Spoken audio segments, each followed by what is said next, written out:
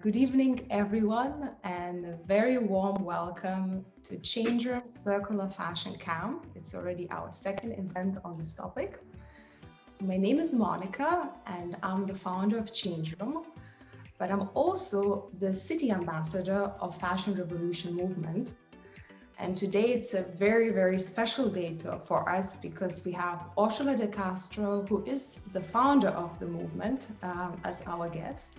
So it's our really great honor that she agreed to join us. And it's also a very beautiful occasion because Orsola just recently published her first book, Loved Clothes Last, and she's going to tell us a bit more about it.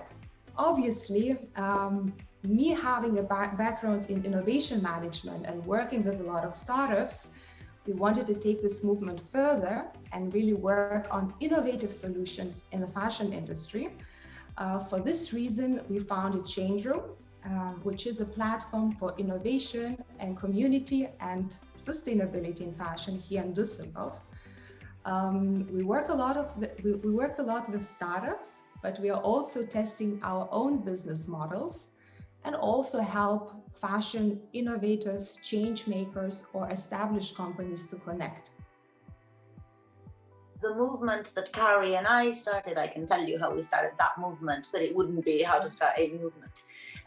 It was all very, very spontaneous. You know, immediately after the Rana Plaza disaster, people felt, at least in the niche that I was hanging out, it was very the worst I told you so moment ever. You know, it was just so upsetting, and it had been both predicted as it could have been prevented. And so really the frustration was palpable. And I guess in between the brand and Fashion Revolution, I was the co-founder and co-curator together with my partner of Aesthetica at London Fashion Week, which was very much a precursor in some ways of the team that went on to found Fashion Revolution. So Carrie Summers had the idea, she called me, and then we set to put together that team.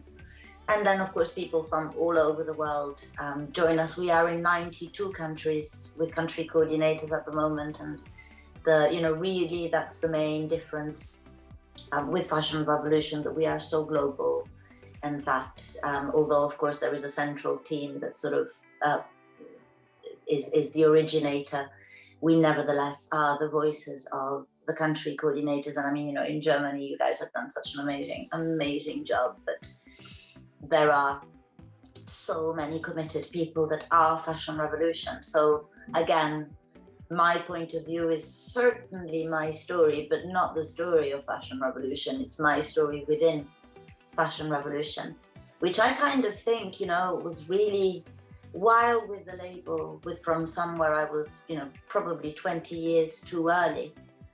With Fashion Revolution, it was just the right time. And that was shown by how many people willingly became involved and, you know, really drove the movement further. Yeah, we still do. I mean, change has not been anywhere near fast enough. And actually, this year, COVID has reminded me hugely of Rana Plaza. Usual, now you need a catastrophe before you can see very clearly what you're doing wrong. So, you know, one catastrophe after the next, eventually, hopefully one day we'll fix it.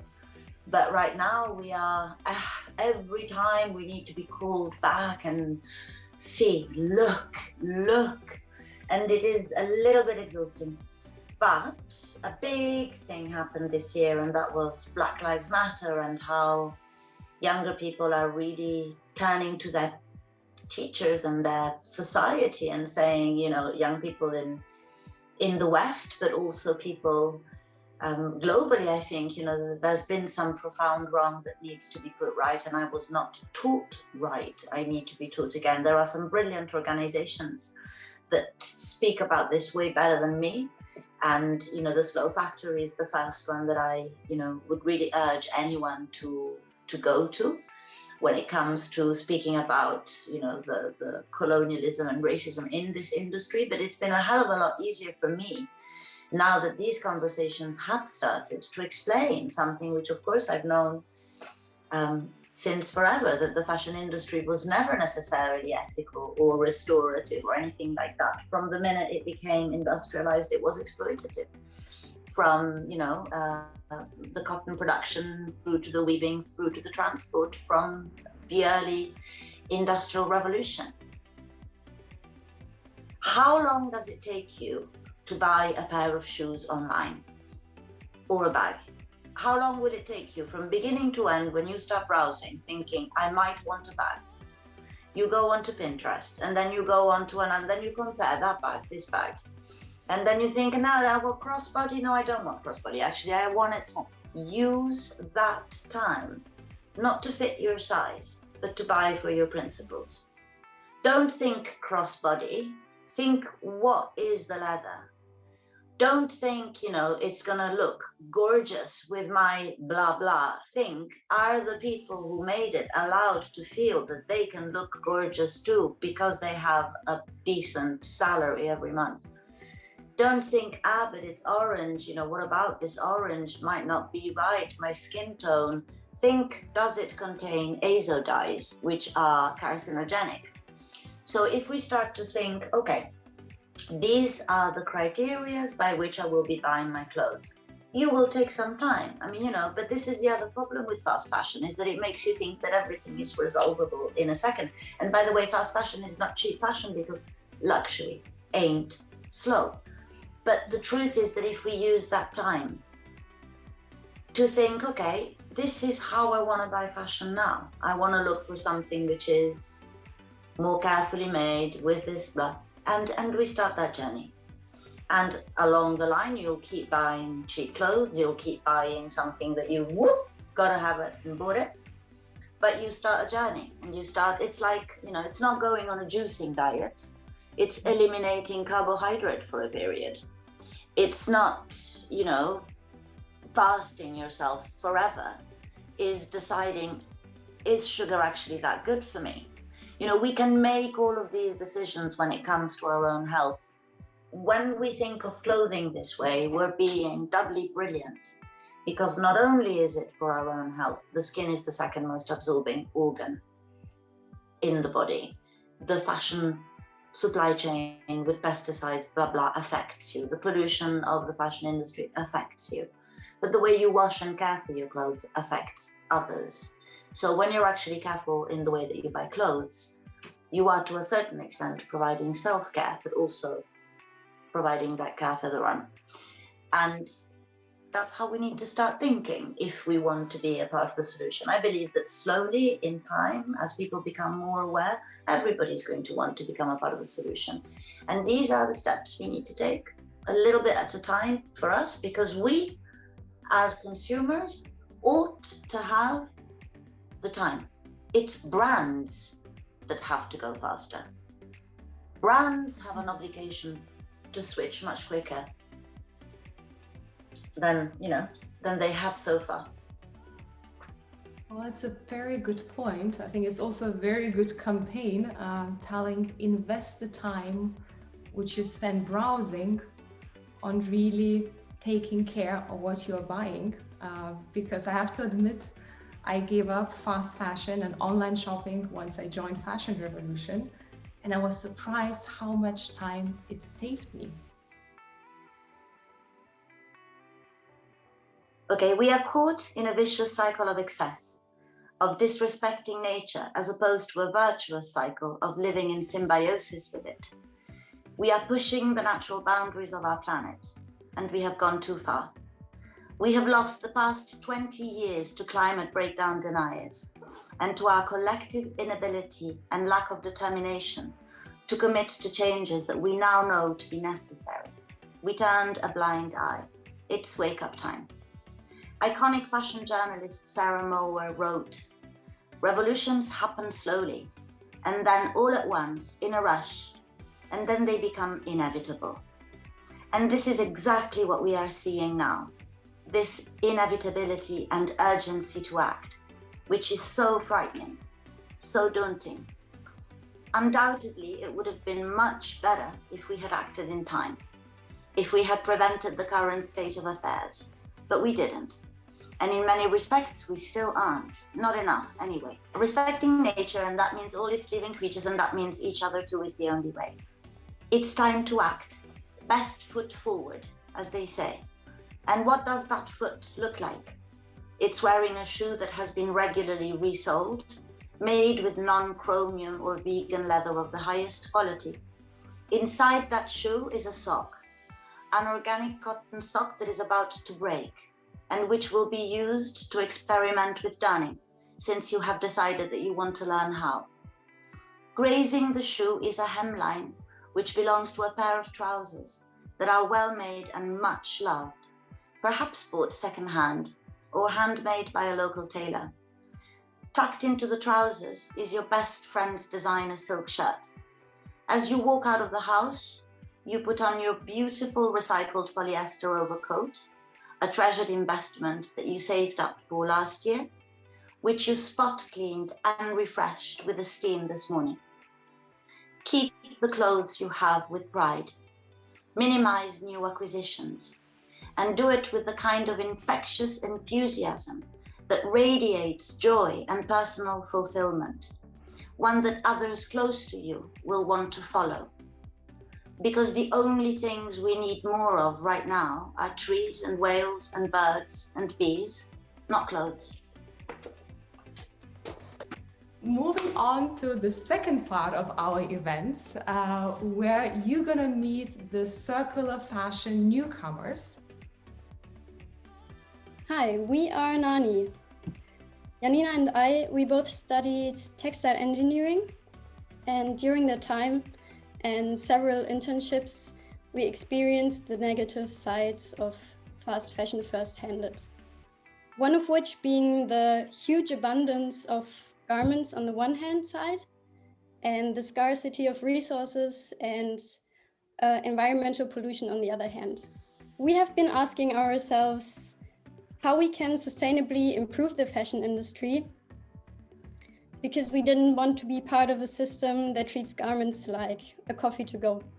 Produce, buy, use briefly, throw away, and buy again. We created a sharing platform for our wardrobes, an online peer rental platform for renting and leasing fashion.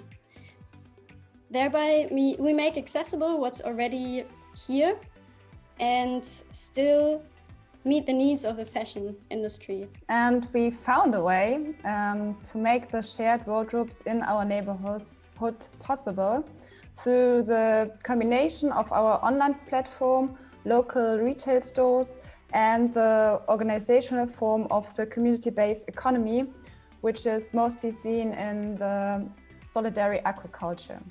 And with our new project, Community-Supported Fashion, which are local fashion hubs offering a common closet, we want to revitalize the local economy, make permanent clothes swapping parties in the community possible, and advance the sustainable transformation together in a supportive super-regional network. Hi everyone, we're Tom and Molly. We're the co-founders of RELUV, the online charity marketplace. We are a UK-based company hosting a community of charities across the UK in a marketplace platform, allowing them to sell their products to a wider audience beyond their physical store space, allowing customers to access great quality second-hand clothing at their fingertips 24/7. In addition to our platform, we offer behind-the-scenes support to the charities to uplift the sector and to help them transition into a digital world. Our value proposition goes as follows. RELUV are here to build an online charity community while streamlining secondhand fashion and contributing to the circular economy. We want to redefine fast fashion. For the charity shops, we offer a seamless selling experience, and for the customer, we provide a sustainable creative space for secondhand clothing from which they can browse and shop from 24 hours a day. Our unique selling point is that not only do we offer a community marketplace for the charities, allowing them to be in control of their own shops, but we give them the additional support that the third sector often lacks in order to support their online development and help them to grow. Some of our general retailing features include monthly trend packs, textiles and garment construction advice, and current styling support. However, where we have found that the charities really need the support is when it comes to online e-commerce. The charity sector struggles for staffing and resources, and while the majority of their workforce are volunteers or the elderly, RELUV are here to provide technical help, photography workshops, and coffee mornings to help reunite the community. So here's for the problem. This year has really highlighted an environmental surge for secondhand clothing. During our charity recruitment, we visited many charity shops and discovered that there was one reoccurring problem: an excess of donations with a lack of resources and store space to retail efficiently. So, how do we help? The main way is to show the beauty of secondhand clothing. Every piece holds a story and nostalgia, and we want to show its style and how you can easily replicate current trends in a sustainable and affordable way. Circulating secondhand is our main output. Not contributing to any new product is one of the biggest ways that we can tackle clothing waste. We make clothes last by upskilling the charity sector, helping them to spot clothing that will sell well, providing a slick and easy alternative to the primary fashion sector. And we also encourage upcycling and craft projects through video content to not only get secondhand circulating, but constantly updating and increasing the longevity of each garment. So some of the biggest things that we've learned as a startup is, first, be patient with growth. I think we all suddenly expect to boom once we've been going for a certain while, but growing steadily and sustainably is important and still just as gratifying. Listening to your customer is one of the biggest things. It's quite easy to get tunnel vision with an idea, but testing it out first and understanding what the base need of the customer is has really helped us gain brand loyalty. And every charity and our client has different needs. My name is Manu, and together with Monica, we are working on a project, Repairables. Repairables is a platform for textile and shoe alterations and repairs.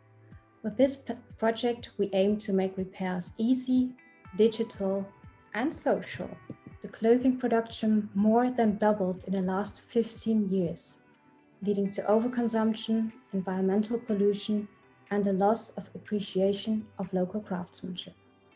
Yeah, as Orsola said, we have enough clothes, and the most sustainable garments are the ones that we already own. Many young people never learned how to sew and repair, and they don't know about the possibilities.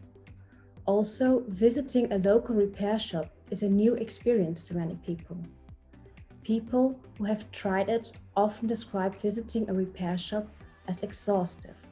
They complain about the lack of transparency regarding the pricing. The opening hours often don't work for customers. Customers are afraid of losing the pickup paper, and also they complain about repairs that are not finished when they want to pick them up. So the local crafts industry is also an industry that was hit particularly hard by the Corona crisis. They were allowed to work, but customers didn't know they were open, and barely anybody came there.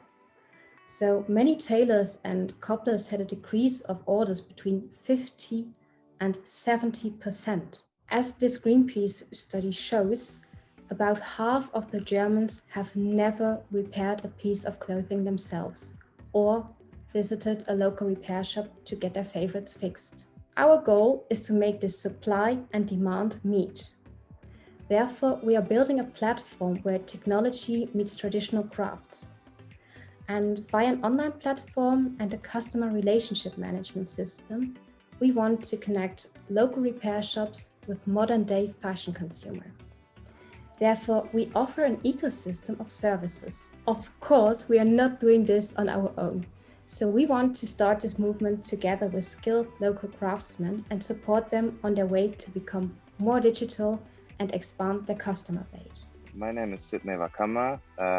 My second name is EMEKA, that's why the brand is called EMEKA. Now this brand is producing upcycled clothing in Kenya. And we are doing that in the following way. You all know these donation bins, right? You put your old clothes in there and you think like, oh, I did something great for the world and stuff. Someone else is gonna wear it.